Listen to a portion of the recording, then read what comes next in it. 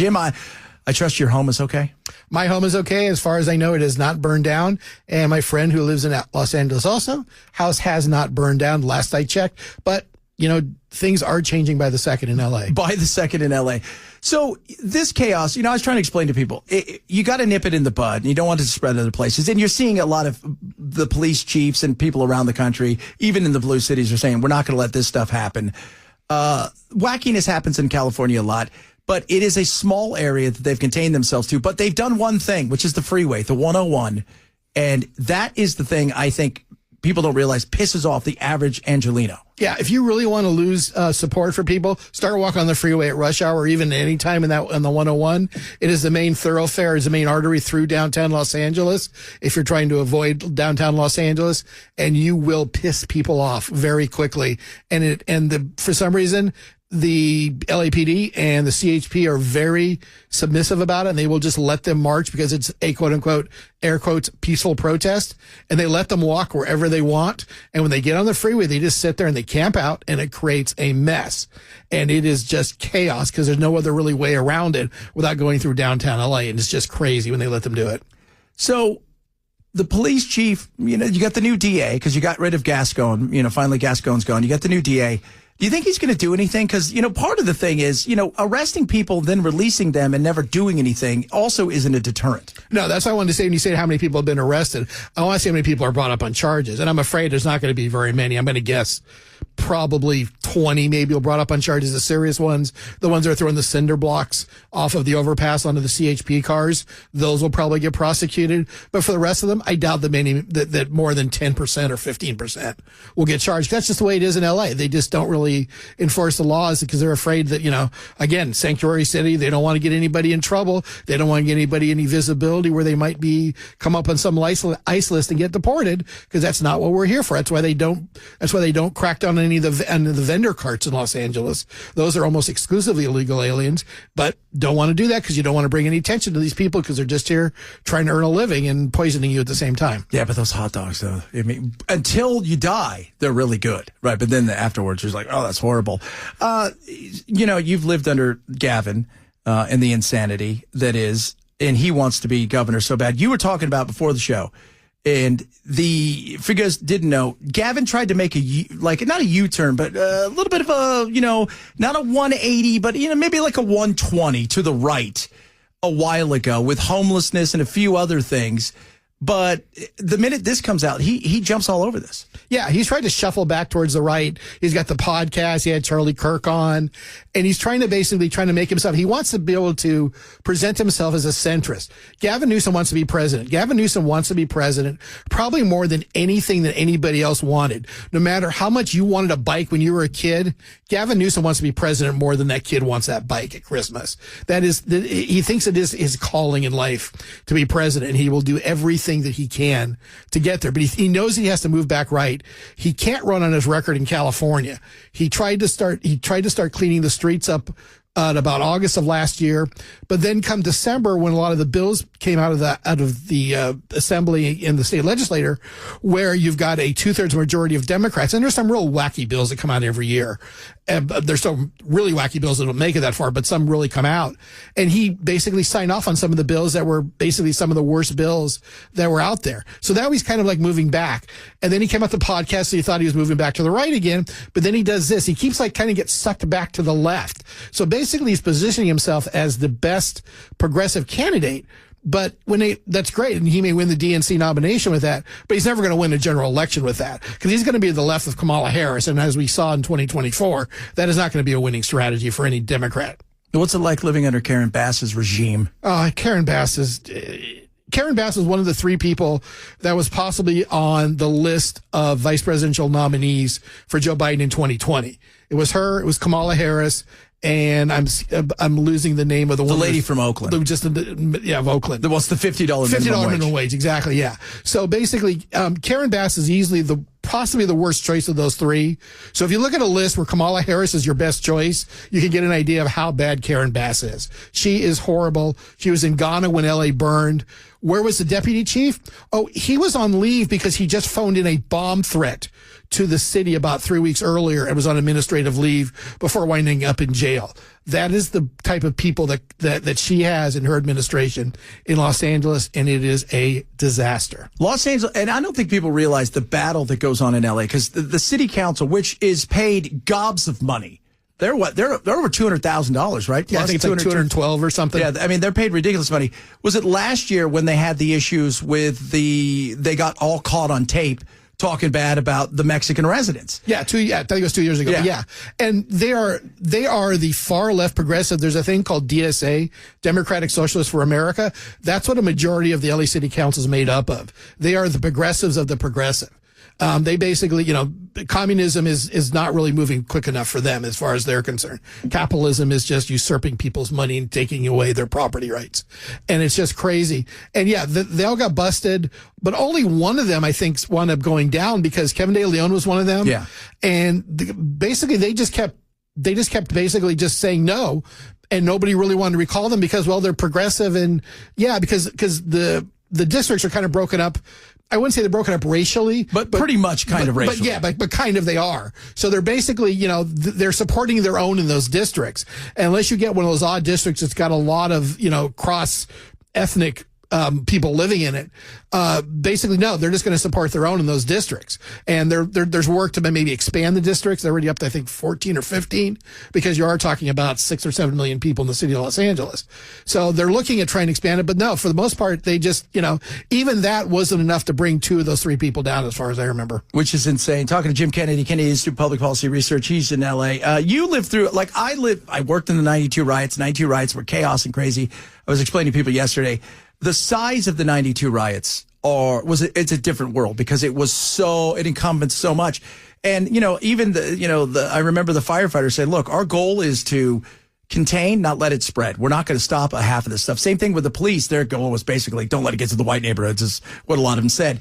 This is different. This is a small area, but it's still chaos.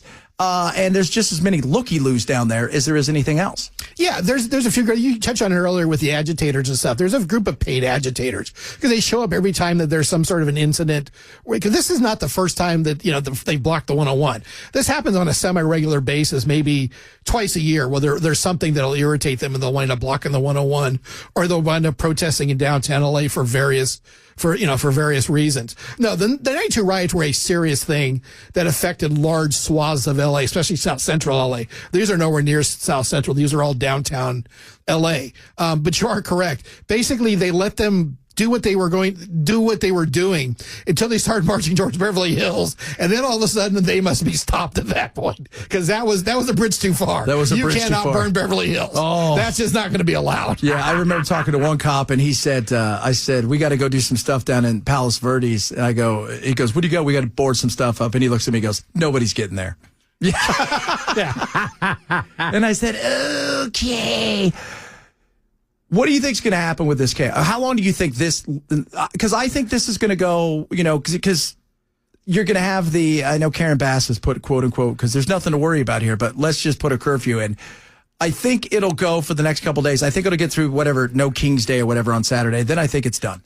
Yeah, I think for the most part is the thing you got to look for is, will this start picking up steam in other cities? Will these agitators organize in other cities like New York or Dallas or Philadelphia or Chicago, or there was a little bit in San Francisco, but they kind of shut that down pretty quickly. So is this going to start popping up in other cities? And will they use the No King's Day as a inciter or a way to basically get these people organized in the other cities, and they'll tie the immigration debate into it?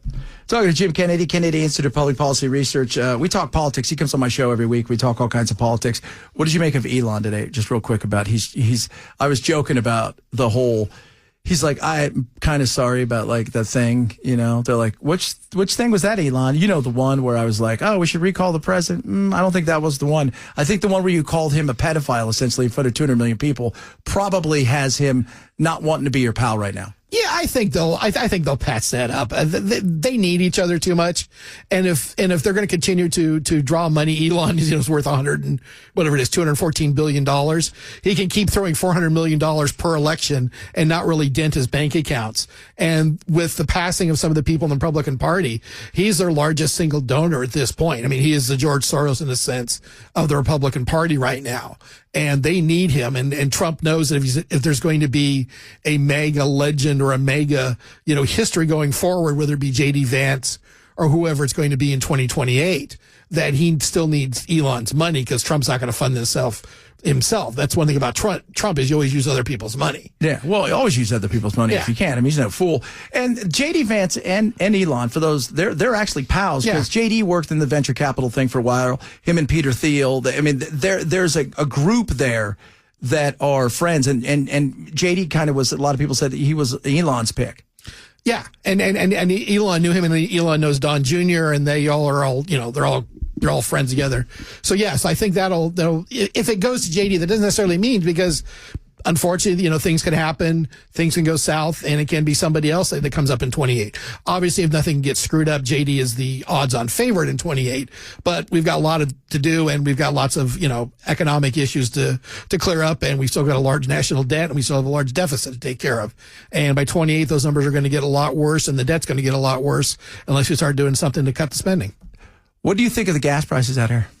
I think they are great. I'd love to take them back to California with me. I'm just trying to figure out how I can get gasoline on the plane. I don't want to do anything. I don't want to do anything wrong with it. I just want to take, let's just say 20 gallons back with me. What are you paying for a gallon out there? Let's see. I don't fill up that often because I don't drive that much. I work at home. I pay $4.99. But there are stations that are over $7 in Los Angeles and pushing $7. Now, the 1.7 is kind of an outlier. I think they just do it just to get attention. But you can easily pay high sixes in the Bay Area. Absolutely. Yeah, and if you're by an airport in LA, you're going to pay $6.5, $7 all the time. And by the way, that $4.99 was at Costco. Oh wow! And that's for regular. Yeah, that was for regular. Yeah, wow. The unleaded, the super unleaded was, I think, $5.19 or something. So what's like a Chevron or one of those kind of things go for? You're going to look at $5.50 to $5.75 probably. Woo! Look at that, huh, kids? And hey, guys, just in case you think that's great, July 1st that could go up another 65 cents, and it could go up another 50 cents at the end of the year too. So congratulations. California is doing all they can to make sure that nobody could afford to live there, all the while blaming it on Donald Trump. Absolutely. Which is fantastic. Last question, our buddy Jim Kennedy, Kennedy Institute of Public Policy Research, is here joining us. You look out, you see all the chaos and craziness. What do you think happens with the immigration side? Because for those of you guys know, L.A. is, for the most part, minorities are the majority in Los Angeles. What do you think happens? Because not everybody's illegal. There are a lot of people there. And if the place went quiet tomorrow and everybody disappeared, there would be definitely some serious issues in the construction world, this and the other. It'd take a while to get that back up. What's your gut feeling being on the ground? Yeah, if they all disappear, I don't know how I'm going to get my tacos on, for Taco Tuesday. Delicious. It'll definitely be a problem. It's an interesting question. California probably has the largest impact on that because of the fact we have more Hispanics. We also have the highest poverty rate in the nation too. And we also have something like, I think 2/3 of all births are Medi-Cal births. And that's not because rich people are using Medi-Cal. That's like the state version of Medicare. So we have a huge problem with poverty in California. And a lot of it is tied to the fact that you have illegal immigrants that don't have job skills and can't legally work in the country. So either they've stolen IDs or they found a way to get paid under the table. And that's not going to, lead to economic prosperity in most cases, unfortunately. But like you said, we can't clear them all out. We need to do something. We talk also about the birth rate problem in America. And over time, we're going to need immigrants if we're going to keep our birth rate up because they do reproduce at a higher rate than Anglo Americans do. Yeah, or even any African Americans too. Any American at this point in time, Indian Americans or whatever. Yeah, they reproduce at a higher rate. So we are going to need immigrants to a point. The problem is we need more STEM graduates from India possibly, or those that are educated from third world countries, whether it be Mexico or South America or whatever, that come in. But we don't necessarily need 3 more illegal aliens with no job skills and no language skills to come in. That's part of the problem. But it's hard on a emotional basis for a lot of people to square that and basically send them back to Guatemala, El Salvador, whatever country that, because even I understand, as if I was a poor person and I saw America as a great, gleaming star of prosperity out there, I would want to go there and I want to do everything I could to be successful and to get in there. And the problem is we can't take all of the world's poor people. I saw a survey a couple of years ago that 500 million people worldwide would come here if they were allowed in. Absolutely. We can't handle 500 million people. No. So we've got to do something. Yes, we get the worst of the worst out, most definitely the criminals. The other thing, though, is unfortunate, like you talked about earlier, if you get swept up, if they're basically arresting a guy who's a child molester at a Home Depot and there's 50 other guys there, they're going to round up all 50 guys if you think that they're illegals, question them, and 46 of them aren't going to have legal documents. Sorry, but they're going to go back to, and if they want to take the kids that they've had here or their wives with them, they can, but that's unfortunately part of the problem, and that's going to happen. Jim Kennedy, appreciate you coming in today, my man. Thank you for coming visiting us out here. And you can take gas accordingly, apparently 3 ounces or less. So I don't think that's going to fill your car. That's not going to help me at all. More fun stuff coming up. Chad Benz Show, Super Talk 99.7.